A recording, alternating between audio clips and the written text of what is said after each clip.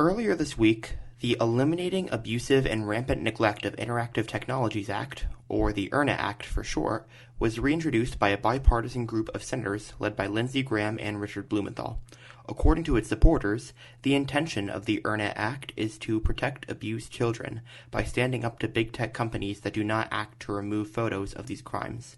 As Blumenthal states, quote, "The IRNA Act is very simply about whether tech companies should be held responsible for their complicity in the sexual abuse and exploitation of children when they refuse to report or remove images of these crimes hosted on their platforms. The internet is infested with stomach-churning images of children who have been brutally assaulted and exploited, who are haunted by a lifetime of pain after these photographs and videos are circulated online. Tech companies have long had ready access to low-cost or even free tools to combat the scourge of child sexual abuse material, but have failed to act. Millions of these horrifying images go unidentified and unreported by the tech platforms that host them because there are so few consequences when these companies look the other way." That ends with the IRNA Act.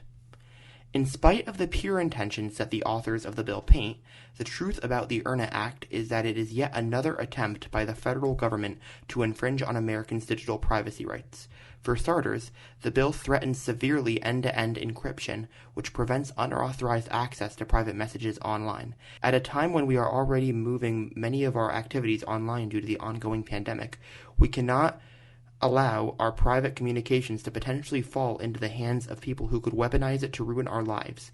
For example, if a group of people is organizing a protest in their community and they chat over a message regarding the planning of the protest, they rely on these messages sent between each other to be encrypted in order to avoid confrontation from the government, especially with many states cracking down on the right to protest over the past year. The bill specifically takes aim at Section 230 of the Communications Decency Act.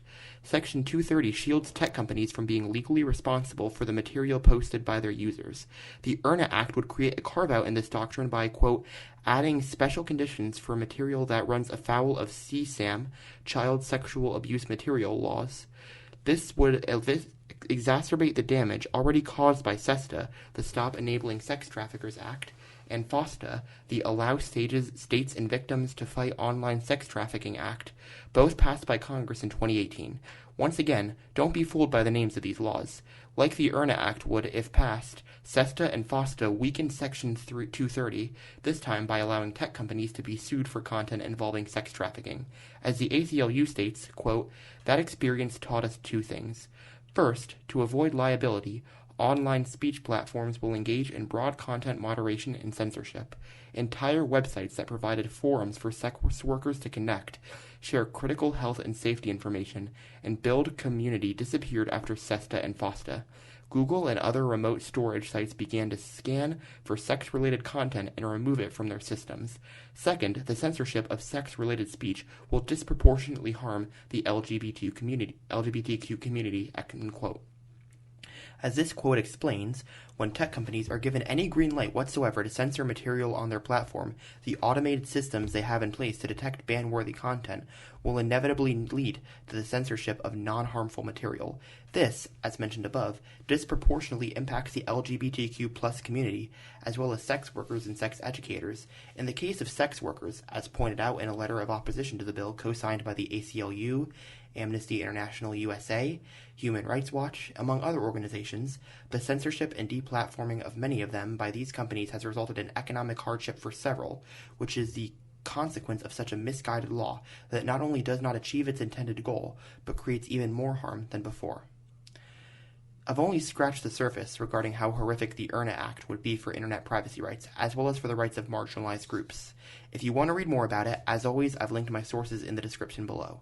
While we may have dodged a bullet by the IRNA Act not passing last Congress, the fact that it does have bipartisan support only increases its chance of making it to the books. We must fight against this bill at all costs to stand up for the groups it would harm and for privacy rights.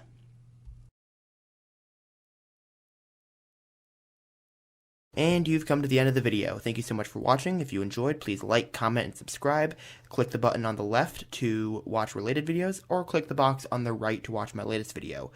Follow me on Instagram and Twitter, and if you really like what I do, support the channel on Patreon. The links are all in the description below, and I will see everybody on Tuesday.